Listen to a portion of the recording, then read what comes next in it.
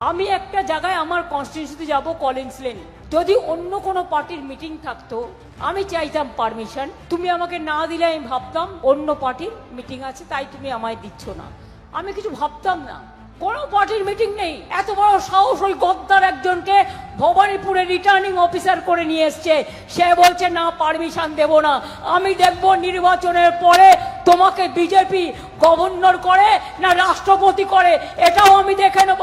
তুমি থাকো তো বারুইপুরে, তোমাকে আমরাই ভিডিও বানিয়েছিলাম, তুমি তো রিটার্নিং অফিসার হওয়ার যোগ্যতা নেই তোমার, তুমি আমাকে পারমিশন না দিয়ে আটকাবে, আমি মিটিং করব না।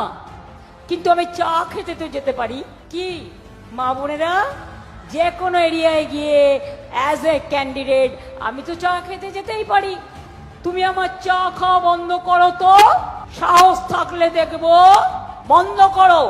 আমার মিটিং করার দরকার নেই, আমি একটা এলাকায় গিয়ে একটা রাস্তায় গিয়ে বসলেই সব চলে আসবে। ইটের জবাব আমি পাটকেলে দিই।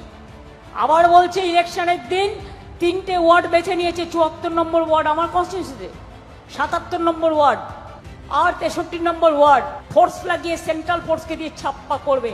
এমন ধাপ্পা দেব না, বুঝবে ঠেলা, ধোকার ডালনা খাওয়াবো, আর বিচুটি পাতার ঝোল খাওয়াবো, আর নিম পাতার চাটনি খাওয়াবো। তুমি আমাকে চেনো না, যেখানে তুমি গন্ডগোল করবে আমি গিয়ে হাজির হব।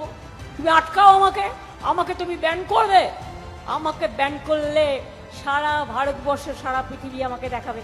আমি ঘরে বসে সত্যাগ্রহ করব, আমার বাড়ির বারান্দায় বসে, সারা দেশে তোলপাড় হবে, সারা বিশ্বের তোলপাড় হবে, আর তোমাদের হল্লাবাজি, তোমাদের হুল্লোড় আর তোমাদের হল্লাবাজি, হল্লার দলকে আমি ঘরে ঢুকিয়ে ছাড়বো।